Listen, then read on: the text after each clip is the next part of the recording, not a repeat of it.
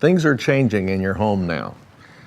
You've got a young person who is thinking about getting their driver's license, or maybe they've already gotten their driver's license, and there's a new era of freedom. There's a new sense of, Mom and Dad, why are you telling me what to do? I'm an adult now. And yet the dilemma is they don't have full responsibility yet. You know, when you first bring a child in your home, you have 100% responsibility, and you also have 100% authority. You lay that little baby down in their crib, and they don't decide what they are going to eat that day. They don't decide what they're going to wear. They don't even decide what toy they're going to play with, because it's the toy that you've placed in their crib. But then that authority responsibility balance begins to change. They get a little older and they wander around the room, and they do choose which toy they're going to play with that day. And they begin to express opinions about what shirt or what pair of pants that they want to wear. And that's a real struggle as your child is growing up, is to know where that balance is. Here basically is what the Bible says about that. It says that it ought to match the authority and the responsibility. That the more authority that a child has, the more responsibility that they ought to have. Now the dilemma is that as a parent, you're always pushing your child to have more responsibility, to pick up their own toys and to begin to make their own bed and some of those other responsibilities. But many times we hesitate to give them authority. On the other hand, the dilemma for your child is they want all the authority, but they don't always want all the responsibility. Now, at this particular time in your child's life, you're getting to the point where you're preparing to let go completely. You're preparing to give them all of the authority, but also to give them all the responsibility. And as a result, there's a tendency for there to be some tension that is there. I think it's helpful to have a kind of celebration, a kind of anticipation for that time where that passing of the baton will take place.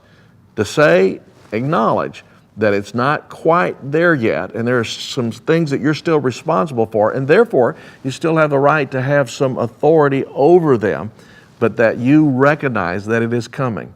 And I think that will be an encouragement to them. More than an encouragement, it will help them prepare for that time where that balance of authority and responsibility takes place completely.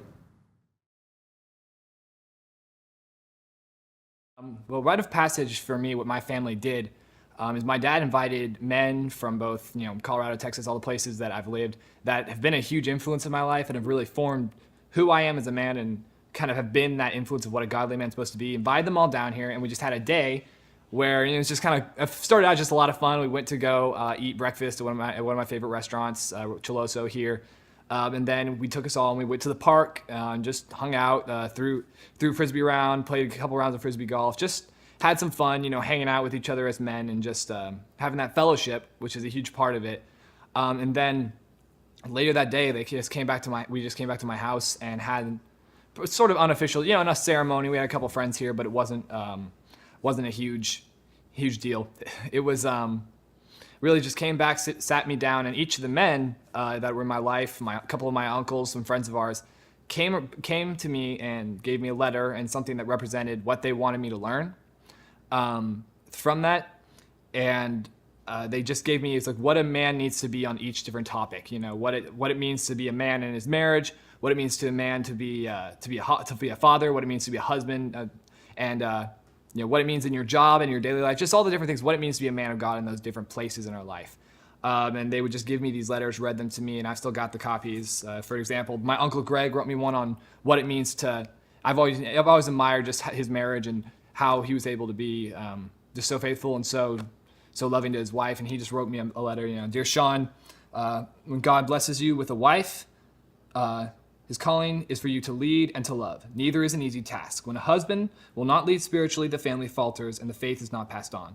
When a husband does not love his wife, anger, bitterness, and resentment follows. Just a piece of advice, something that I could take away that had an influence on me and an impact on me.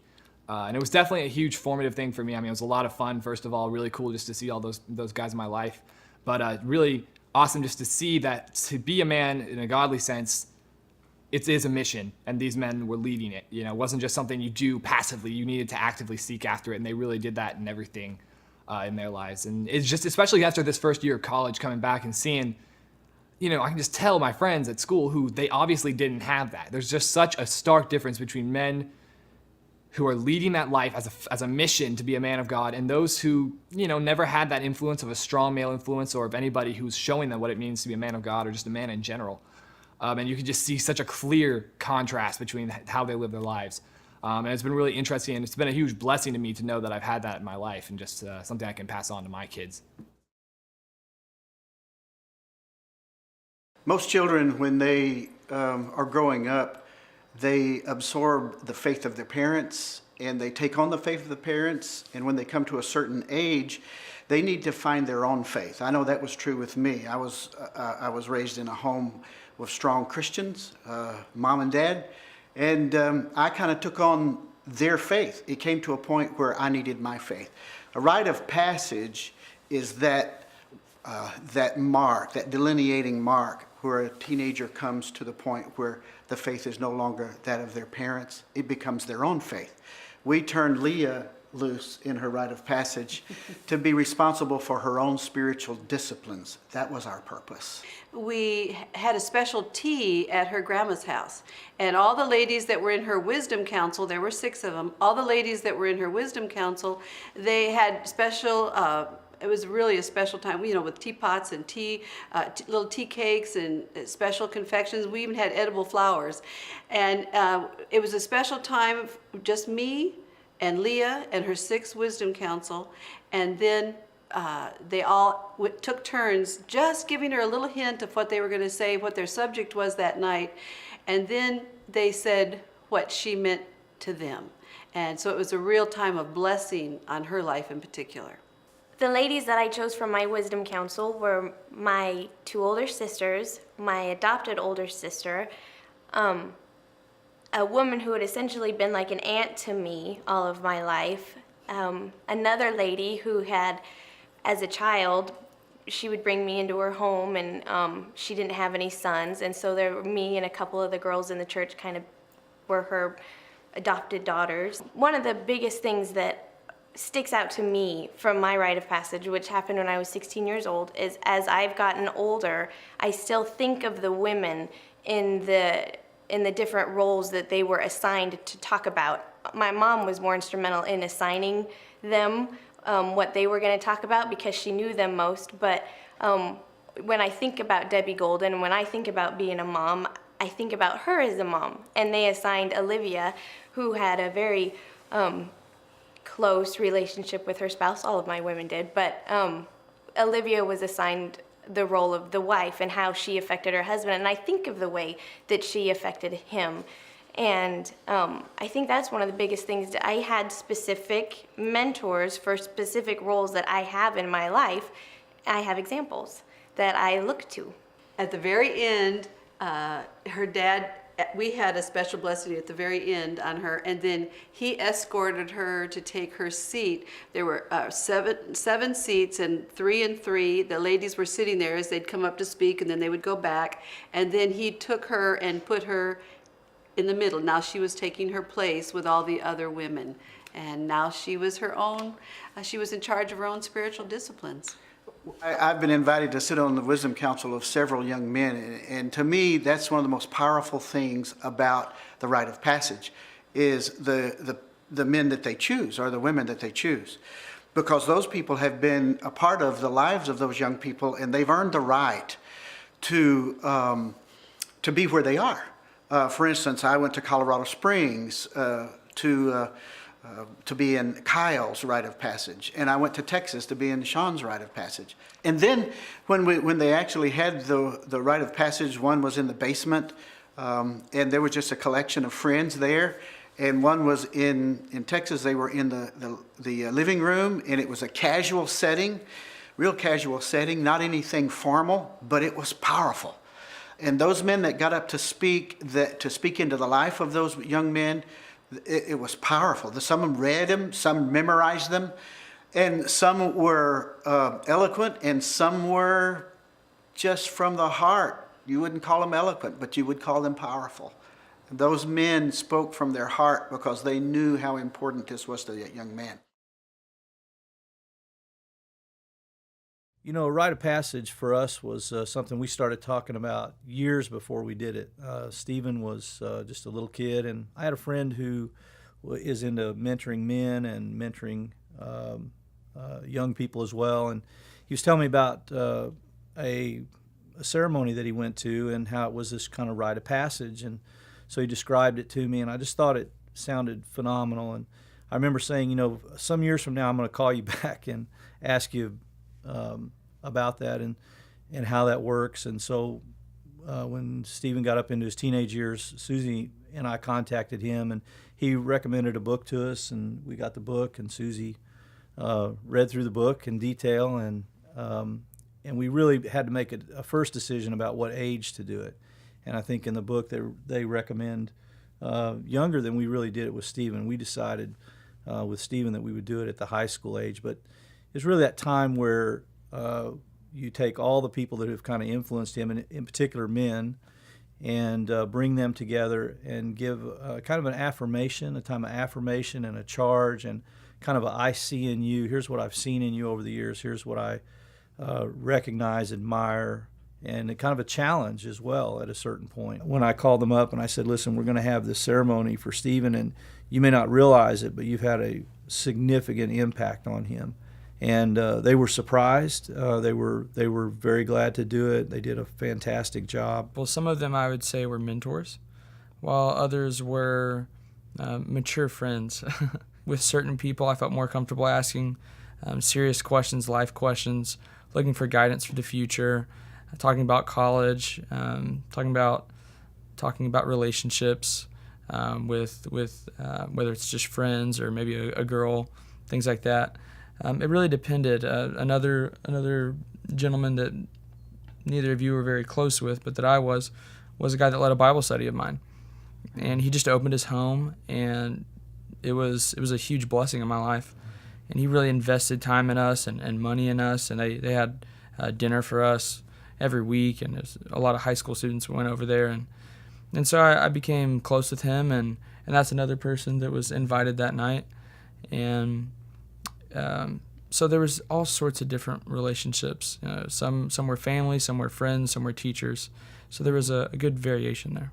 You know, when it got to be time to prepare for the ceremony, of course, the first thing we wanted is we wanted it to be a surprise. Now, I know that there are different ways to approach this, and some people approach it where it's not a surprise. The child knows that it's coming, but in our case, I like surprises, so I wanted it to be a surprise. I wanted to sneak up on him, and I did. And so, do you remember what you said?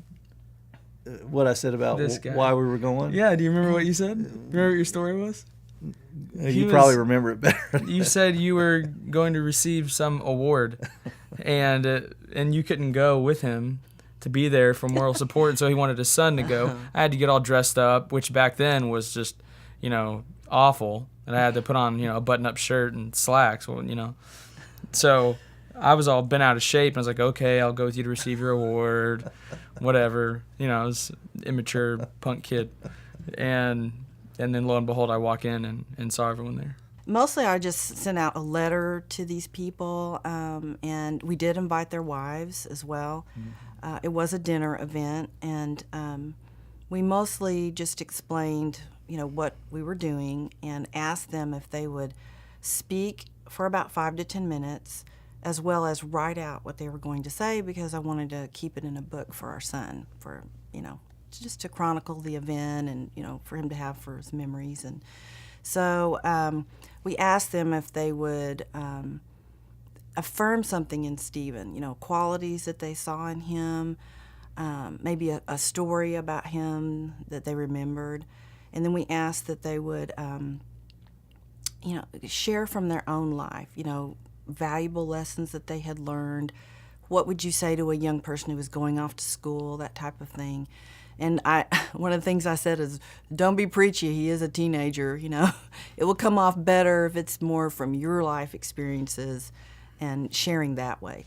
And they did a great job. They all brought their speech written out, which we have in a book. When I walked in, I was so confused.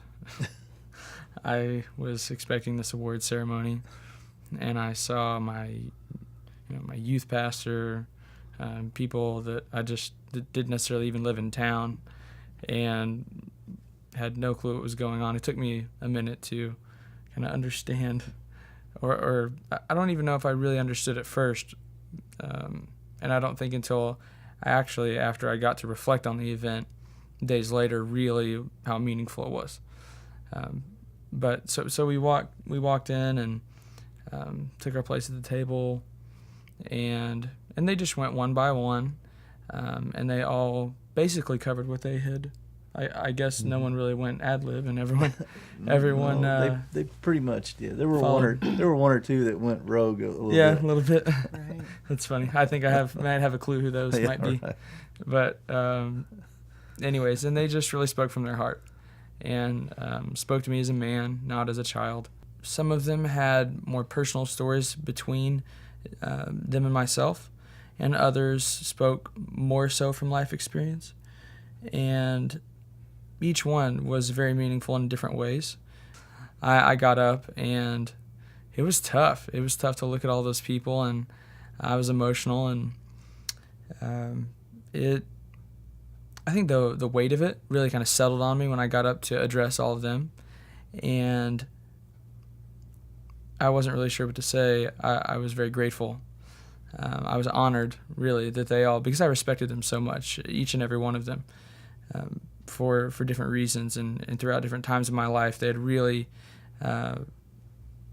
helped me through certain things and really given me a vision for the future in certain areas of my life. And I was just so grateful, and grateful to my parents that you had set that up. And it was a big ordeal, and I was blessed. And I stood up, and I think I struggled through a couple minutes of talking to them, and then we just kind of hung out after, and one by one some of them trickled out, and it was just I think maybe 2 or 3 hours, and it was a great event. Yeah. But one of the surprises about this whole thing to me was the impact on the people who were there. I didn't count on that at all. And I remember some of the comments and some of the emotions of people I think we just live in a day where, we move so fast, and we go through seasons of life so fast, and we tend to just look back. It's like living life looking in the rearview mirror, sort of. And to have these moments where you actually mark time and say, this has been an important season, and there's a transition here. And I'd like to say we were smart enough to understand all that. We really didn't. We just wanted to do this for our son. But I remember that everybody in that room was really moved by the entire event, by the fact this just doesn't happen very much, and how many people said, I've never seen anything like this in my life. All the other people that were there were very impacted by it, and I think they all kind of wished, that would have been done for them. And I'm sure some of them were thinking about their own children, because some of them had younger children, and about, I want to do this for my son or daughter. Whether you're a single mom or whatever your family configuration is, again, we read widely on this subject before we did. There's so many different ways you can do this, and it can be completely family. There are people that do these things, and it's just families, grandma, grandpa, and aunts and uncles, and it's very much a family thing.